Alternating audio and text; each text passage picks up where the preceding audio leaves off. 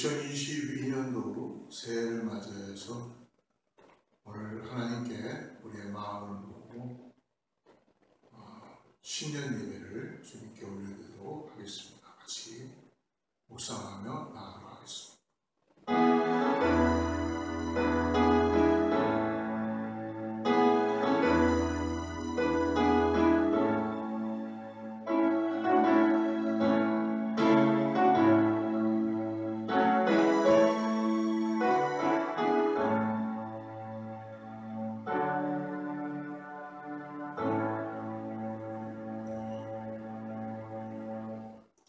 우리의 연수가 70이요 강건하면 80이라.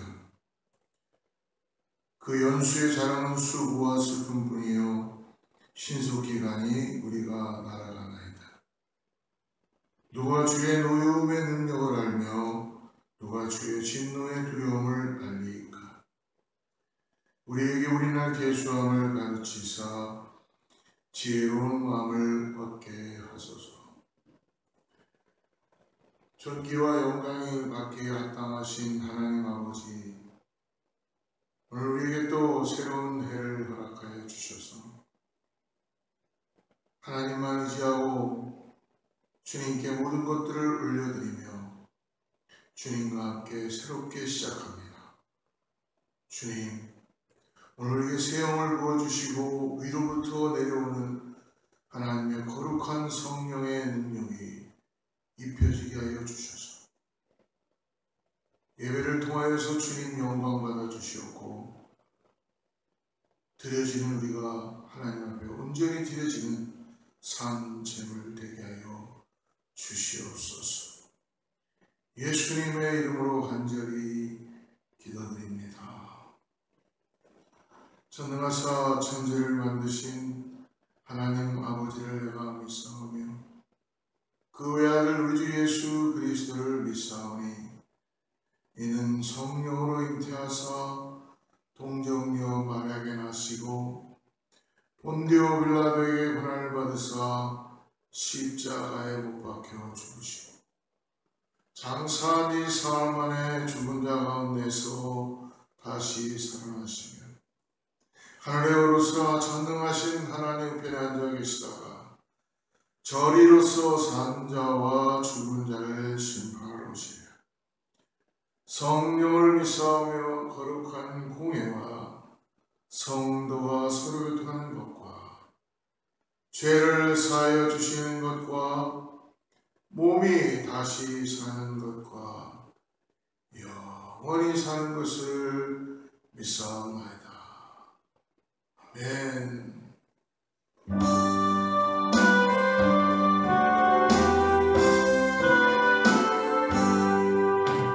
시온의 영광 빛나는 아침 모든 떨이 땅이 밝아오네.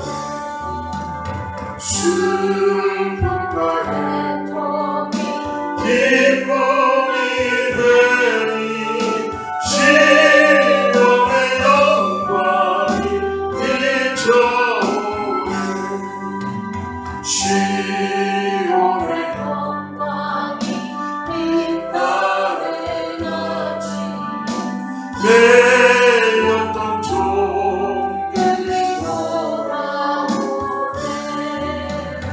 오래전 선지자 꿈꾸던 복을 만민이 다같이 오하라 광야에 화초와 비로 말랐던 시냇물을 흘러오네.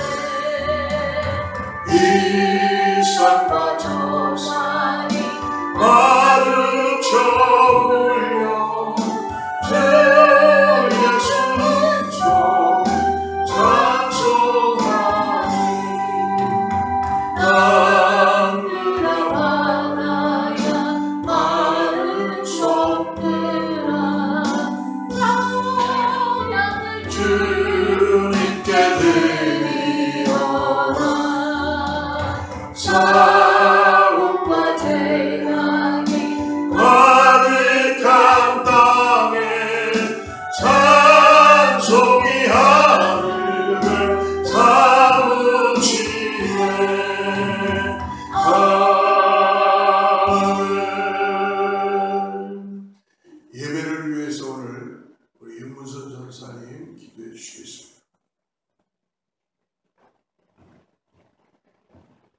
하나님 아버지 고맙고 감사합니다. 지난 한 해 동안도 주님께서 저희들을 지켜주시고 돌보아 주시고 이 시간에도 주님 앞에 2022년도 첫 예배를 드릴 수 있도록 저희들을 불러주심을 감사드립니다. 하나님, 우리가 지나왔던 우리 시간들을 돌이켜보면서 언제나 하나님께서는 저희들을 안전하고도 그리고 저희들을 보호하여 주시며 지켜주시는 애 사랑과 하나님의 사랑에 감사를 드립니다. 시시때때로 어렵고 힘든 시간을 지나였지만은 하나님께서는 늘 좋은 것으로 채워주시고 저희들에게 꼭 감당할 수 있는 시험만 허락하심을 감사하며 또한 저희들이 힘들고 어려울 때에 친히 성령께서 함께 하시어서 아버지 하나님 성령이 말할 수 없는 탄식으로 우리를 위하여 친히 강구하시게 하심을 감사드립니다. 지난 한 해 동안도 저희들의 모든 실수와 허물을 아버지 이 자리에 내려놓습니다. 주님 용서하여 주시고 이제는 깨끗한 심령으로 주님의 뜻을 분별하며 하나님께서 원하시고 기뻐하시는 것들을 성령의 능력을 따라 능히 감당하게 도와주시옵소서.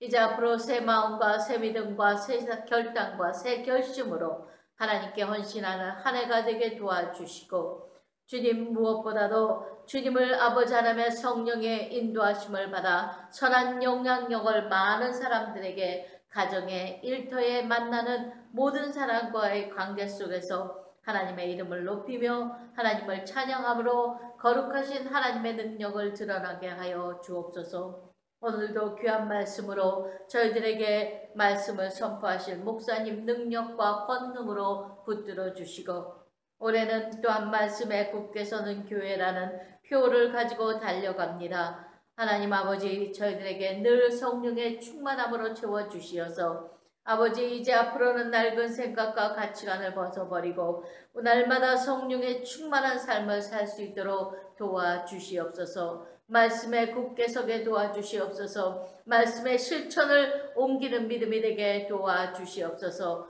또한 사랑하는 재단에 많은 기관들이 있습니다. 아버지 부서들이 있습니다. 구역장님들이 있습니다. 임원들이 있습니다. 하나님 함께하여 주시고 우리 사랑하는 재단의 다음 세대를 꿈꾸며 준비할 수 있도록 주님 성령으로 충만케 하여 힘있게 일어나는 우리 사랑하는 재단이 되게 도와주시옵소서. 오늘도 주님 앞에 드리는 첫 예배가 주님 앞에 신령과 진정으로 찾음받은 진정한 예배자들이 되게 도와주시고 하나님께는 영광이요 저희들에게는 한없는 은혜의 시간이 되도록 주관하여 주시옵소서. 오늘도 저희들에게 새해를 허락하신 우리 주 예수 그리스도의 이름으로 감사하며 기도드렸습니다. 아멘.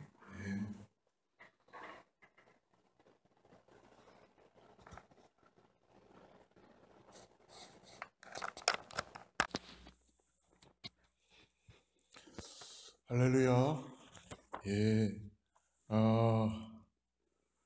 송구영 씨 예배를 잘 드렸고 은혜 가운데 어저께 또 오늘 신년 예배를 주님께 올려드리기 위해서 너무나 감사합니다. 2021년도에는 여러분들은 어떻게 잘 마무리하셨습니까? 하나님께서 또 우리에게 새로운 해를 허락해 주신 줄을 믿습니다. 코로나 때문에 아마 주위가 많이 다 힘들고 어려운 가운데 있지만 그래도 믿음으로 잘 일으키며 극복하고 나아갈 때에 하나님께서 우리에게 놀라운 은혜를 허락해 주실 줄 믿습니다. 계속적으로 교회 여러분 2022년도에는 우리 교회 표가 말씀 위에 굳게 서는 교회, 그러니까 말씀의 뿌리를 두고 이제 2022년도를 주님과 함께 동행하는 삶을 살아가는 우리 교회가 성도님들이 되기를 바랍니다. 하나님의 말씀이 살아서 역사될 때에 우리의 삶이 더욱더 새로워지고 그리고 참된 신앙인의 모습으로 나아갈 수 있는지를 믿습니다. 여러분 함께 이 말씀 위에 굳게 서는 그런 마음으로 이제 2022년도에는 하나님의 말씀의 뿌리를 두고 살아가는 우리가 되기를 바랍니다. 다른 광고 참고해 주시고요. 우리 오늘 하나님의 말씀을 같이 보겠습니다. 시편의 119편 129절에서 136절까지 말씀인데요. 우리 같이 한번 같이 읽어보겠습니다. 같이 합독합니다. 시편 119편 129절에서 136절. 주의 증거들은 놀라움으로 내 영혼이 이를 지키나이다. 주의 말씀을 열면 빛이 비치어 우둔한 사람들을 깨닫게 하나이다. 내가 주의 계명들을 사모함으로 내가 입을 열고 헐떡이나이다. 주의 이름을 사랑하는 자들에게 베푸시던 대로 내게 돌이키사 내게 은혜를 베푸소서. 나의 발걸음을 주의 말씀에 굳게 세우시고 어떤 죄악도 나를 주관하지 못하게 하소서. 사람의 박해에서 나를 구원하소서. 그리하시면 내가 주의 법도들을 지키리이다. 주의 얼굴을 주의 종에게 비추시고 주의 율례를 나로 가르치소서. 그들이 주의 법을 지키지 아니하므로 내 눈물이 시냇물같이 흐르나이다. 아멘. 우리는 새해를 맞이하면서도 어떻게 보면 올해가 새해 같은 그런 많은 느낌이 들지 않을 수도 있습니다.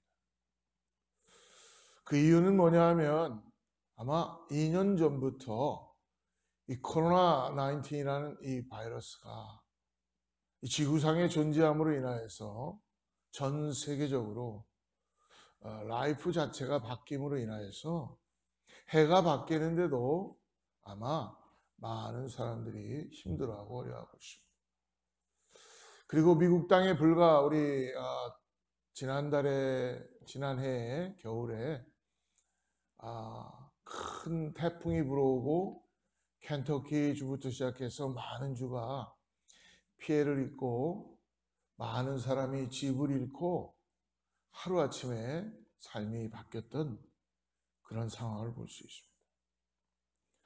그리고 점점 더 사람들이 어려워지다 보니까 인종차별은 더 심해지고 그리고 사람들마다 아픔과 고통을 신음하고 있었던 2021년도를 마무리하고 올해 2022년도를 새 꿈을 갖고 맞이했지만 그러나 그렇게 달라진 것은 없을 것입니다.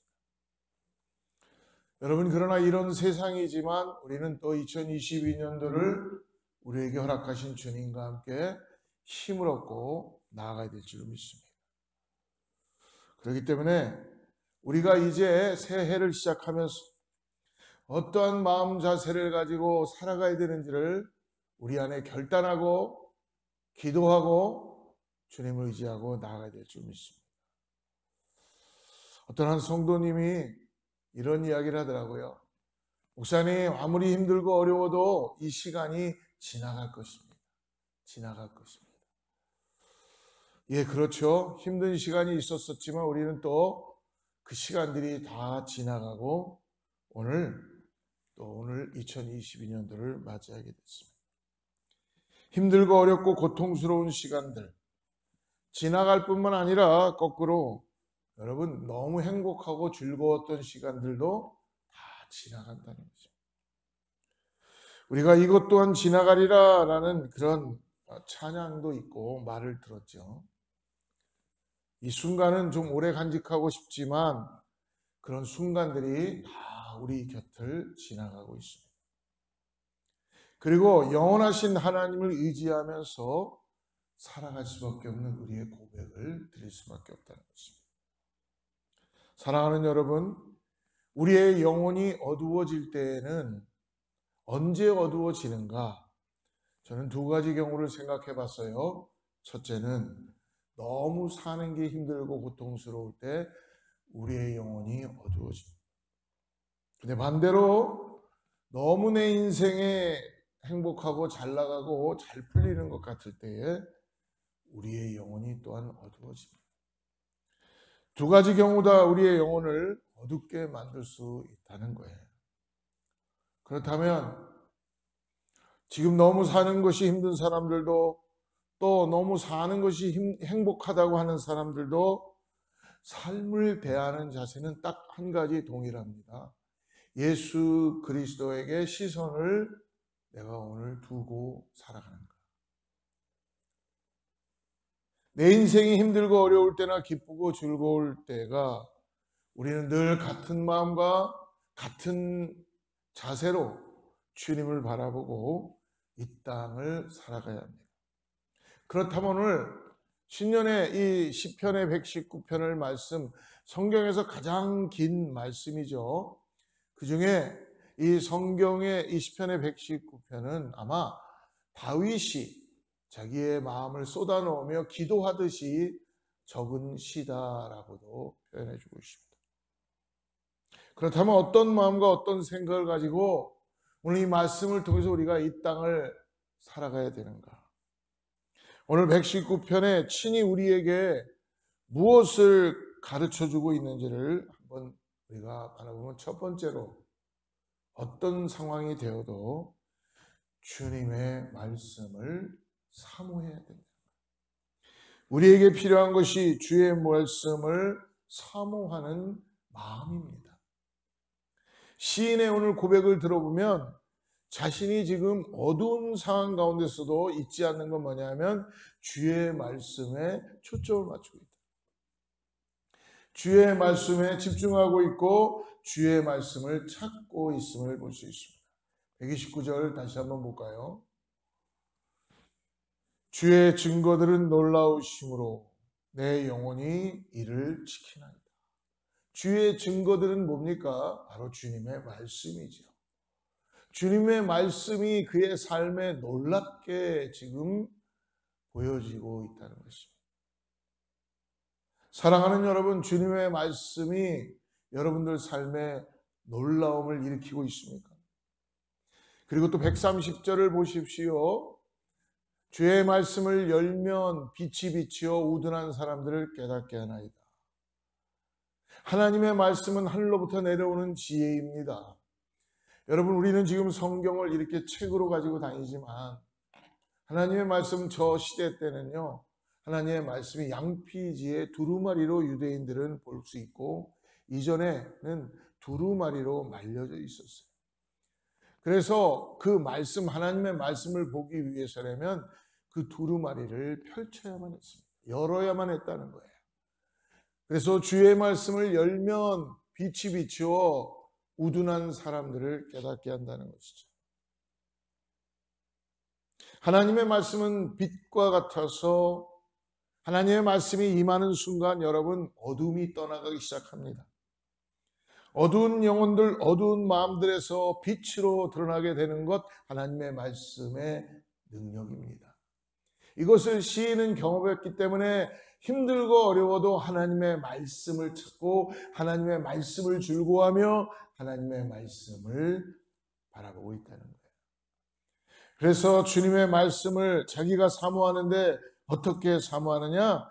자기 자신의 우둔한 마음도 깨닫게 해주시는 주님의 말씀을 사모하는데 131절을 보십시오. 어떻게 사모하는가? 내가 주의 계명들을 사모함으로 내가 입을 열고 헐떡였나이다.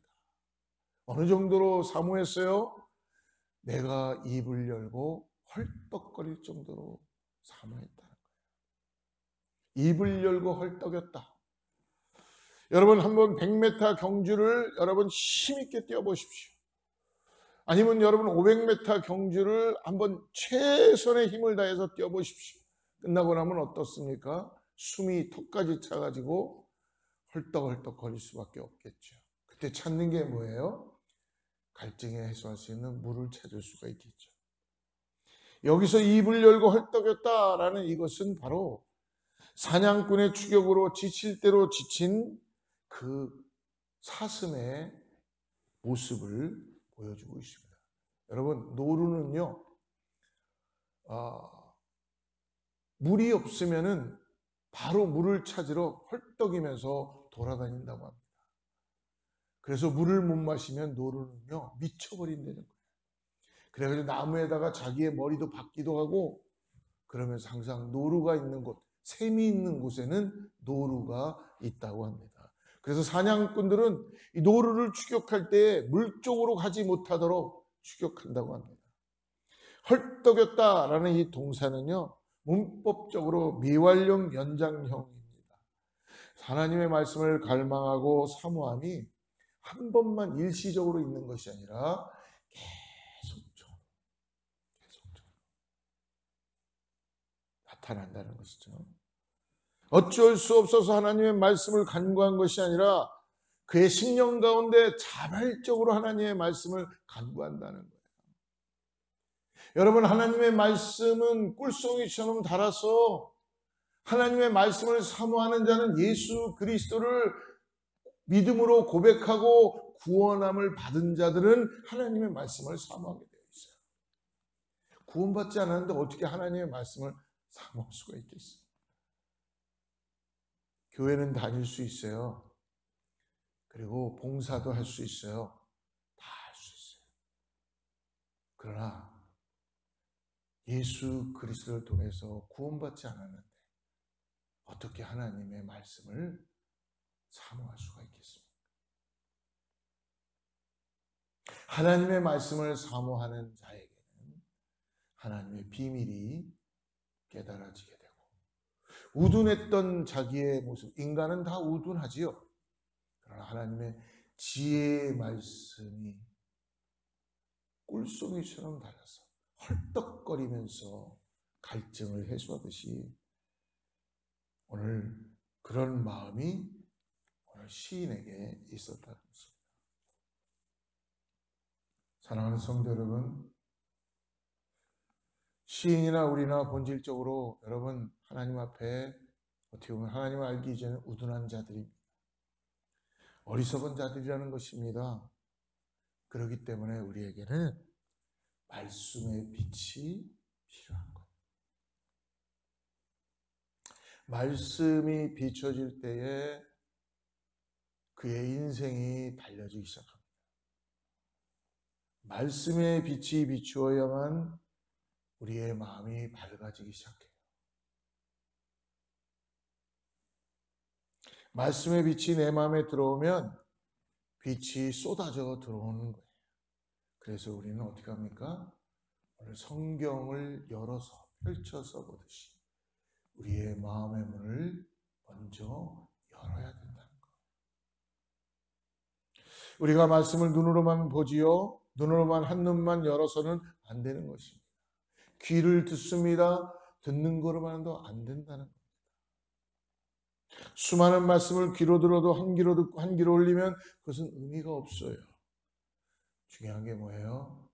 하나님을 알기 위해서라면 하나님의 말씀 앞에 내 모든 것들을 다 내려놓고 내 마음을 열어야 해요.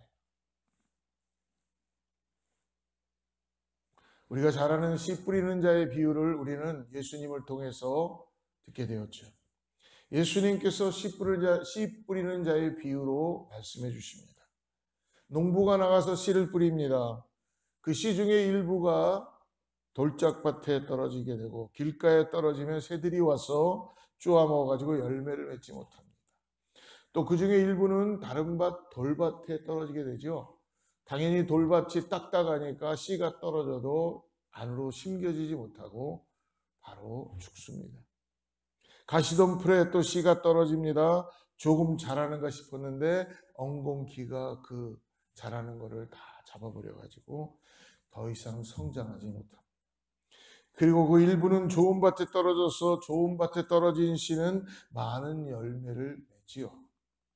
그렇다면 오늘 예수님께서 이 비유를 우리에게 말씀해 주시는 건 뭡니까?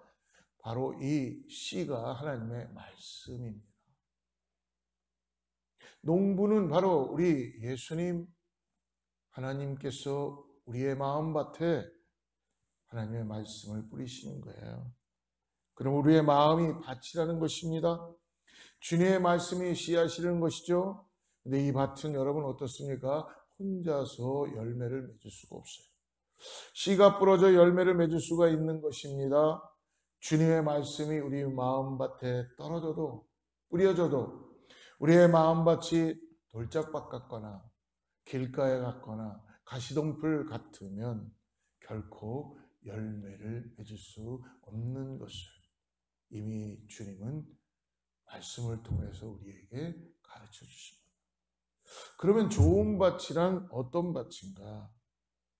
여러분 오늘 말씀을 보니까 주님 내 마음, 주님 나는 어리석습니다. 나는 무지합니다. 그래서 주의 말씀을 헐떡거리며 사모합니다. 이 자세가, 이 고백이 중요하다는 것이죠. 오늘 주님의 말씀하신 마음이 어떤 맛이 예수님 말씀하시죠? 가난한 마음이라고 말씀해 주십니다. 마음이 가난한 사람, 하나님의 말씀을 머리로 이해하려고 하는 것이 아니라 하나님 앞에 간절히 나를 드리면서 내가 이제까지 살아왔던 인생이 하나님 없이 살았습니다라는 고백을 드리고 가난한 마음이 되어서 겸손한 마음이 되어서 내 삶 가운데 하나님의 말씀을 나타내려고 헐떡거리며 목마른 사슴이 시냇물을 찾듯이 주님의 말씀을 찾아서 나가는 것이죠. 사랑하는 성도 여러분, 오늘 하나님께서는 우리에게 말씀하여 주십니다.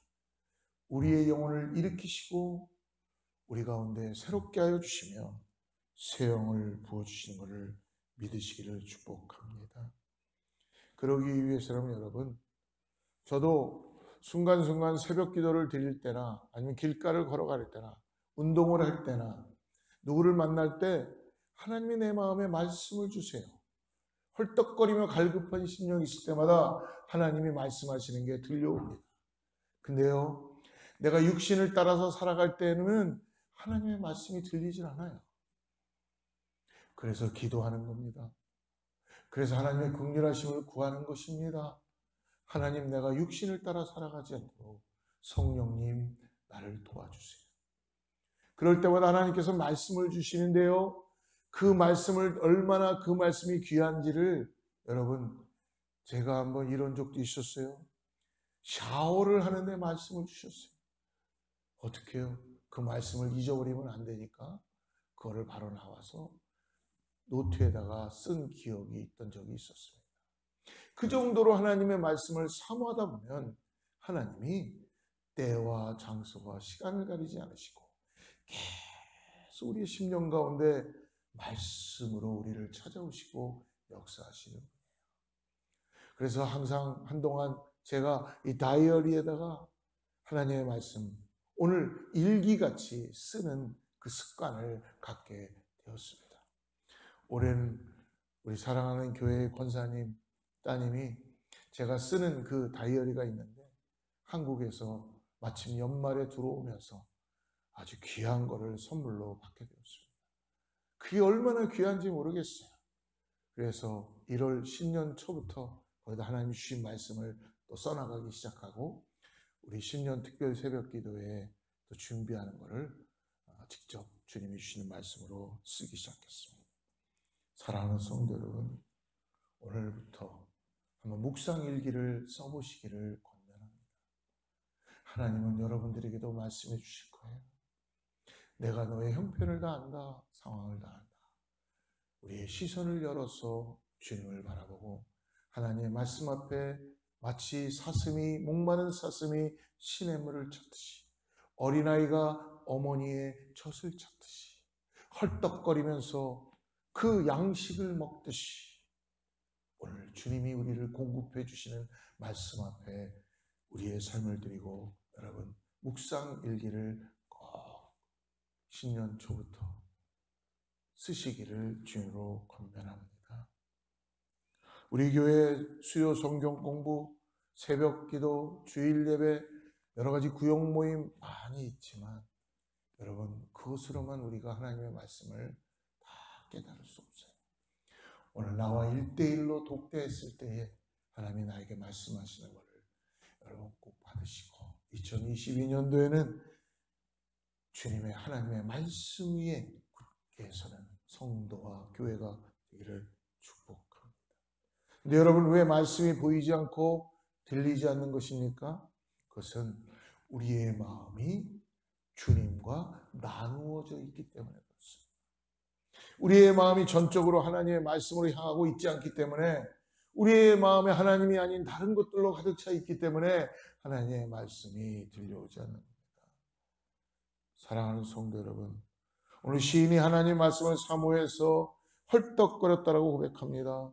주님, 내 영혼이 주의 말씀을 사모하며 주의 말씀을 통해서 새롭게 되기를 원합니다라는 고백이 오늘 사랑하는 새해를 맞은 성도님 모두에게 동일한 고백이 되기를 주로 축복합니다. 사랑하는 여러분, 하나님의 말씀은 우리의 인생의 가이드라인이요, 우리 인생의 나침판이요, 사용 설명서와 똑같은 거예요.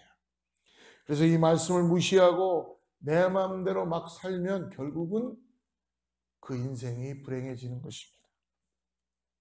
그러므로 어떠한 상황이 되어도 오늘 말씀을 통해서 육신이 되셔서 말씀으로 오신 예수 그리스도와 함께 동행하는 저와 여러분 되기를 주로 축복합니다. 사랑하는 성도 여러분, 세상의 모든 것들이 다 지나갑니다. 오늘 또 새해를 시작하는 2022년도도 여러분 지금 이 순간에 지나가고 있다는 것입니다. 그러나 한 가지 분명히 영원히 남는 것, 그것은 주님의 말씀만이 영원히 남아있다는 것입니다. 영원하신 주님의 말씀을 붙들고, 영원하신 주님의 말씀 붙들고 2022년도는 하루하루 주님과 함께 동행하는 삶이 되기를 축복합니다. 두 번째로 오늘 시편의 119편의 시인이 마음이 어떤 마음일까? 그것은 주님의 은혜를 깊이 묵상하고 생각하는 마음입니다. 132절 보십시오. 주의 이름을 사랑하는 자들에게 베푸시던 대로 내게 돌이키사 내게 은혜를 베푸소서. 이 말씀은 주님을 사랑하는 자들에게 베풀었던 그 은혜를 오늘 나에게도 베풀어 주시옵소서. 사랑하는 성도 여러분, 오늘 우리는 주님의 은혜가 아니면 오늘을 살아갈 수 없습니다.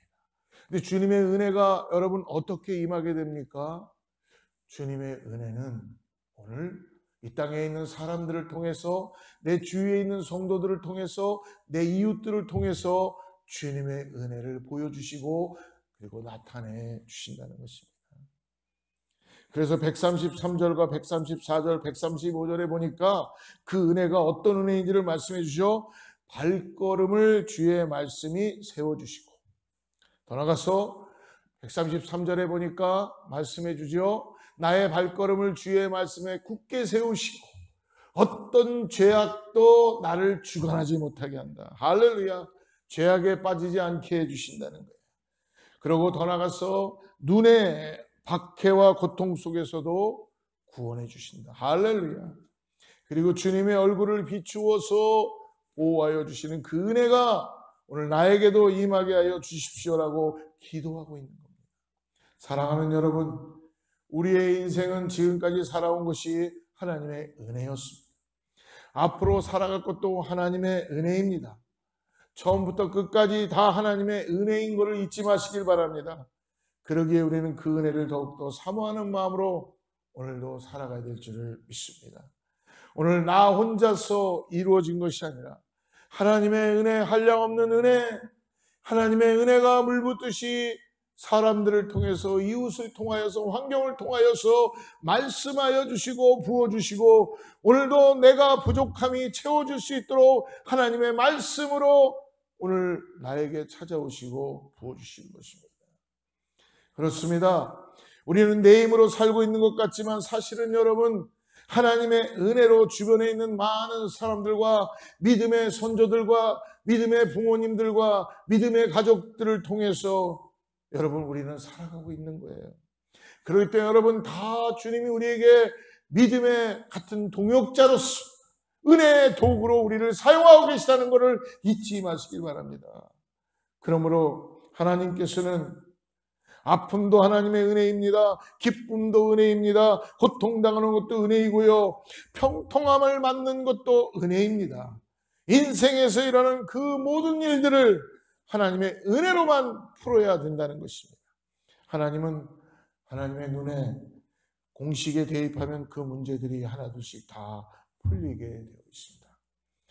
왜 처음부터 끝까지 다 하나님의 은혜가 아니면 설명할 수가 없습니까? 그것은 우리에게 필요한 것은 더 큰 능력도 아닙니다. 더 많은 재물도 아닙니다. 더 높은 명예와 자리에 올라가는 것도 아닙니다. 우리에게 정말 필요한 것은 오직 하나님의 은혜입니다. 하나님의 은혜. 오늘 말씀을 준비하면서 제 자신의 모습을 한번 생각해 보았어요. 나는 과연 하나님의 은혜로 목회를 하고 있는가? 여러분, 목회가 하나님의 은혜가 아니면 감히 할 수 있는 것이 아닙니다. 이것을 내 힘으로 하고 있다? 가능할 수 없는 것입니다.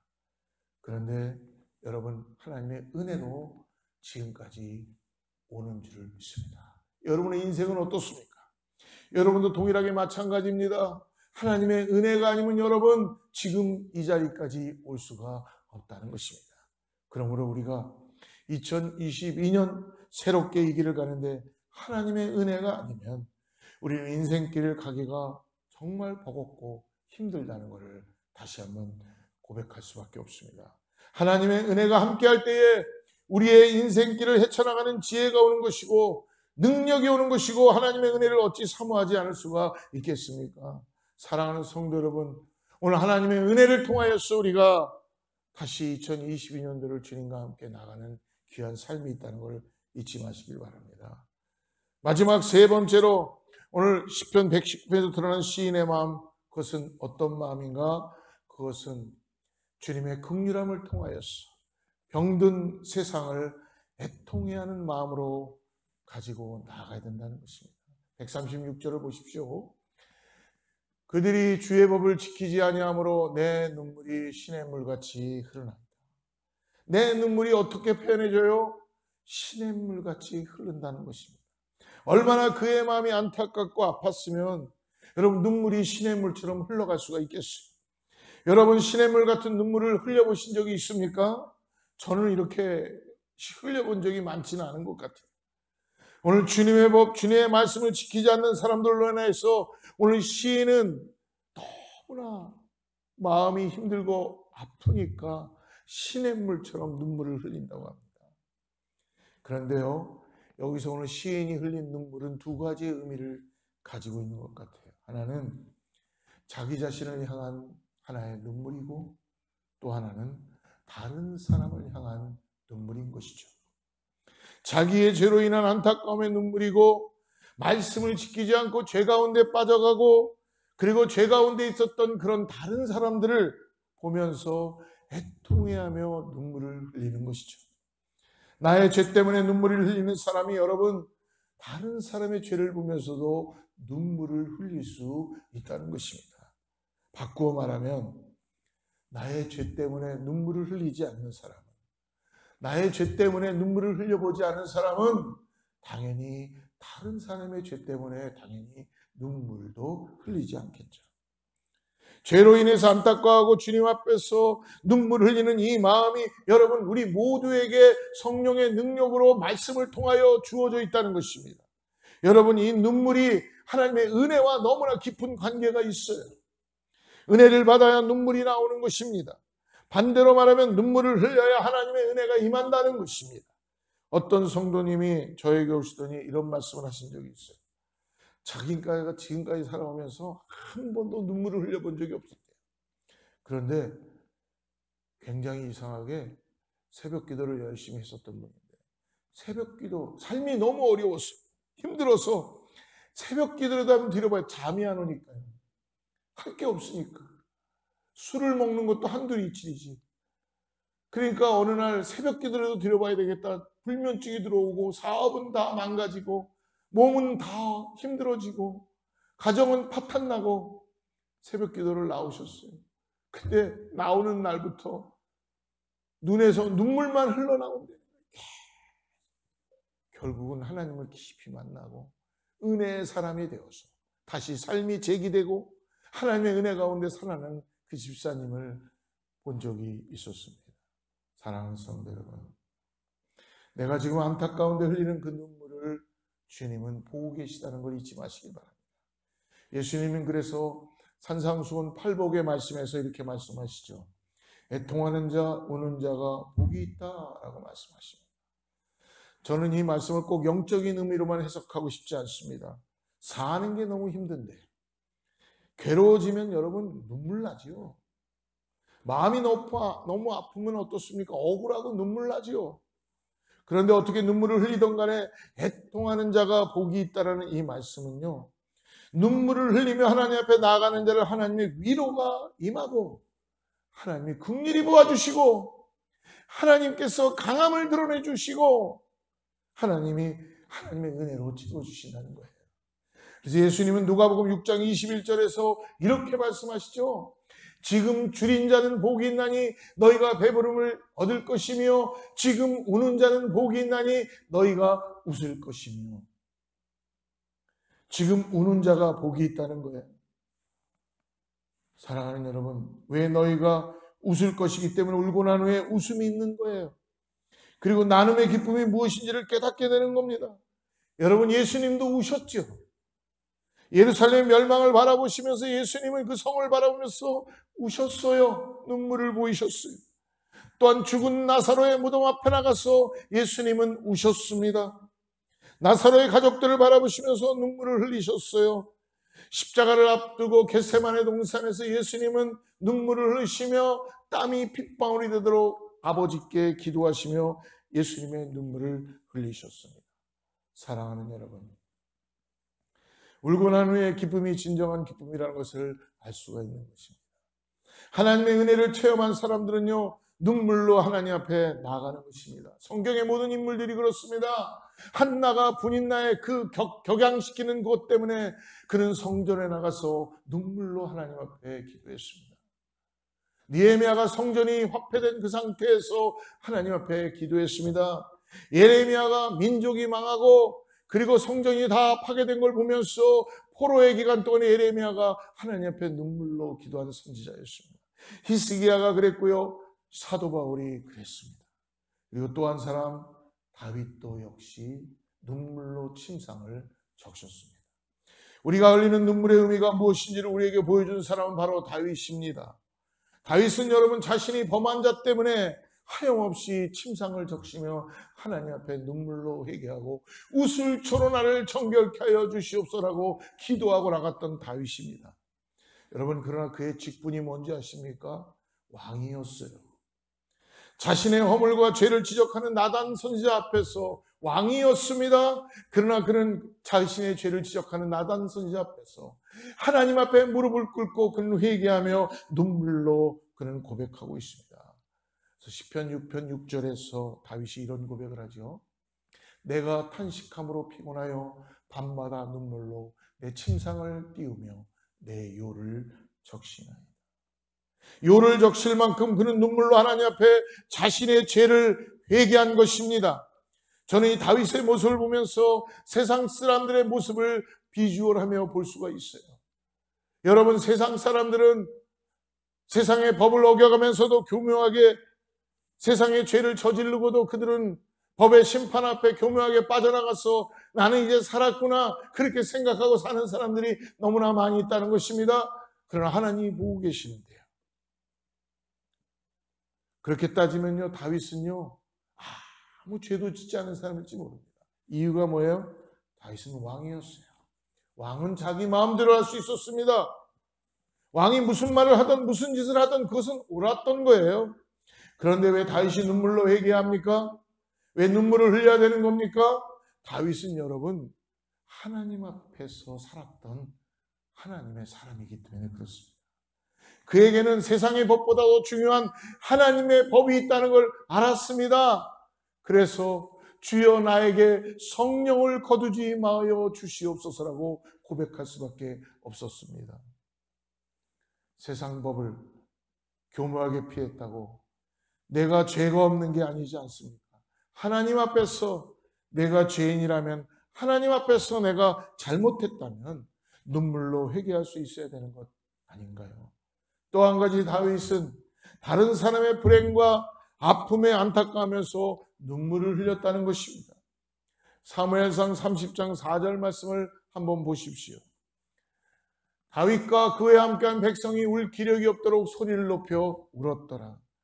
아말렉의 공격을 받은 이스라엘 백성들의 아픔을 보면서 당시 그 백성들과 함께 울 기력이 없도록 다윗은 울었다고 그렇게 성경은 이야기해 주고 있습니다. 자신을 평생 죽이려고 쫓아다녔던 사울이 죽었다는 소식을 듣고 그는 눈물을 흘렸습니다. 얼마나 자기를 괴롭혔습니까? 사울이. 그런데 그 사람이 죽었다는 소식을 듣고도 다윗은 눈물을 흘렸다는 것입니다. 사랑하는 여러분, 우리가 사는 이 시대도 눈물을 흘리며 지금 주님의 말씀을 따라서 은혜를 구하고 기도해야 될 때입니다. 사랑하는 성도 여러분, 2022년도에도 아직도 우리 주위는 코로나 바이러스 때문에 많은 사람들이 아파하고 죽어가고 있습니다. 나는 바이러스 걸리지 않았기 때문에 괜찮을 거야 라고 안심하고 사는 것이 중요한 것이 아니라, 여러분, 나와는 상관없다 하더라도 지금 전 세계를 위해서 영적 대각성을 위하여서 하나님의 말씀이 살아날 수 있도록 우리는 기도해야 될 줄을 믿습니다. 이민자로서, 소수자로서, 약자로서 인종차별을 받은 이 땅에서 나만이 그렇게 당하지 않는다고 무관심한 것이 아니라 우리는 기도해야 되는 것입니다. 그렇기 때문에 우리는 그런 이야기를 들으면 마음이 아파야 할 것이고 눈물이 나야 되고 우리의 손을 내밀어서 누군가와 손을 맞잡아주고 함께 기도의 자리로 나가야 될 줄 믿습니다. 내 마음에 눈물이, 안타까움이 끊이지 않게 해달라고 하나님 앞에 기도하실 수 있기를 주로 축복합니다. 예수님께서 애통하는 자가 복이 있다라고 말씀해 주십니다. 사랑하는 성도 여러분, 오늘 새해 첫 주에 기도하실 때 주님, 내 눈에서 눈물이 마르지 않게 해주시고 내가 흘린 그 눈물을 주님께서 닦아달라고 기도할 수 있기를 간절히 권면하며 축복합니다. 하나님 말씀 위에 굳게 서는 교회와 성도들이 되어서 2022년도에는 하나님의 말씀을 사모하고 하나님께서 주시는 은혜를 기억하면서 우리 동역자들을 사랑하며 더 나아가서 오늘 우리가 주님 앞에 이 세상을 향하여 내 이웃을 위하여 애통해야 하며 눈물을 흘리며 나가는 우리 모두가 되기를 주로 축복합니다. 광야의 목마른 사슴처럼 말씀을 더욱 사랑하여 말씀에 목마르고 싶다고 헐떡거리며 나가는 2022년도가 되기를 주로 축복합니다. 기도하겠습니다. 네, 함께 기도하겠습니다. 하나님 아버지 감사합니다. 오늘 우리에게 주님의 말씀을 다시 듣게 해주시고 하나님의 말씀을 통해서 우리의 삶이 주님과 함께 다시 동행하게 하심을 감사합니다. 예, 주님. 주님의 말씀을 사모하는 우리의 마음이 열리는 그러한 아버지 지혜로운 자들이 되게 해주시고 더 나아가서 아버지 하나님, 오늘 주님께서 주시는 은혜들을 잊지 않고 아버지 은혜를 구하며 말씀을 통하여 하나님의 은혜를 갈망하고 나아가는 우리 사랑하는 성도들과 제가 되게 하여 주시옵소서. 그리하여서 이 땅을 향하여 통회하며 아직도 복음을 예수 그리스도를 믿지 않는 사람들에게 하나님 눈물로 기도하며 내 가족과 이웃들에게 복음을 전할 수 있는 하나님 그러한 믿음의 사람들 되게 하여 주시옵소서. 내 눈에 눈물이 하나님의 말씀을 통하여서 하나님의 은혜를 통하여서 주님의 긍휼하심을 구하게 하여 아버지 내 눈에 눈물이 주님께 기도로 올려지게 하여 주시옵소서. 우리 사랑하는 성도님들의 그 기도를 받아주시고 하나님 2020년대는 더욱더 놀라운 은혜로 역사하여 주시옵소서. 말씀이 삶 가운데 굳건히 서지는 그러한 신앙의 믿음의 교회가 되게 하시고 성도님들 될 수 있도록 우리에게 열심을 다해 주님을 사랑하며 말씀 앞에 나아가는 역사가 있게 하여 주시옵소서. 게을르지 않게 하여 주시고 2022년에 더욱더 주님을 사랑하며 주님과 함께 동행하는 그런 믿음의 권속들 다 되게 하여 주시옵소서. 아버지, 교회 안의 모든 기관들과 부서장들과 구역장들, 그리고 아버지 안의 모든 부서들을 축복해 주시고, 하나님의 의해서 일사불란하게 함께 지체로서 그리스도의 머리가 됨으로 인하여 이 교회가 지역을 위하여 하나님의 나라를 위하여 아버지 사용될 수 있도록 우리를 주님께서 마음대로 사용하여 주시옵소서. 예수님의 이름으로 간절히 기도드립니다. 이 시간에 마지막 찬양하고 오늘 준비된 공헌 기도하고 축도하고 말씀하겠습니다.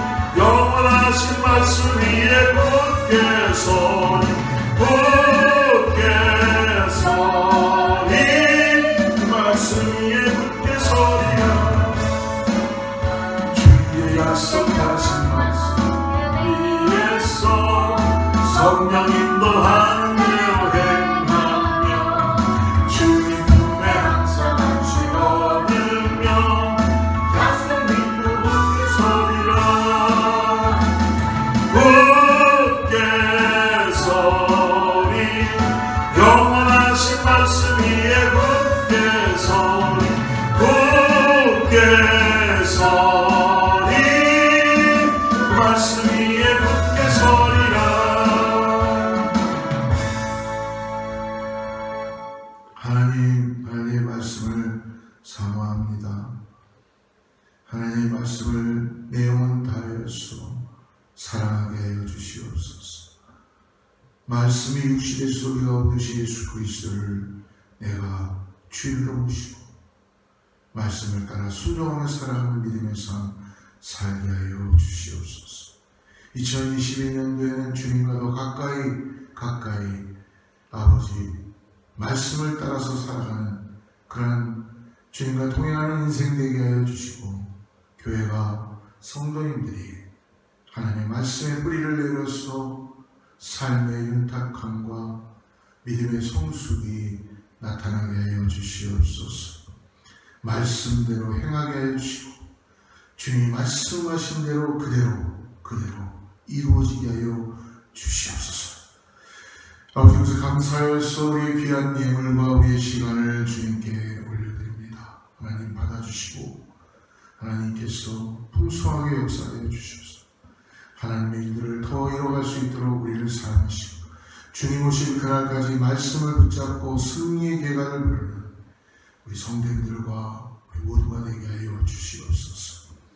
이제는 우리 주 예수 그리스도의 은혜와 하나님의 사랑과 성령님의 내주하시고 교통하시고 다시 한번 나의 삶에 하나님의 말씀이 빛비추어으로 인하여서 우둔했던 나의 모습이 하나님의 지혜로운 사랑으로 나아갈 수 있게 하시고, 교만했던 나의 모습이 말씀을 통하여 아버지 하나님 주시는 겸손의 옷에 입게 하여 주셔서 이 땅에서 주님과 함께 말씀을 따라 살아가는 믿음의 삶 되게 하여 주시고 말씀대로 이루어지는 말씀대로 행하는 그대로 행하는 순종된 우리 모두가 되게 하여 주시옵소서.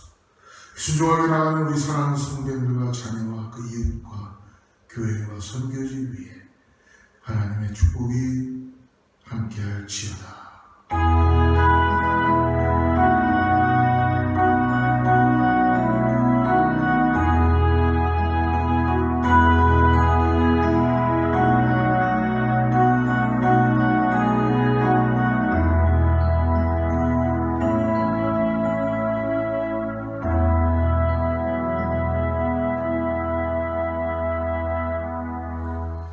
우리 하나님께 영광의 박수 올리고요. 믿음으로 승리하는 한 주 되시기를 주로 축복합니다. 주의 말씀 앞에서 당신은 참된 예배자 그토록 찾으시던 하나님의 기쁨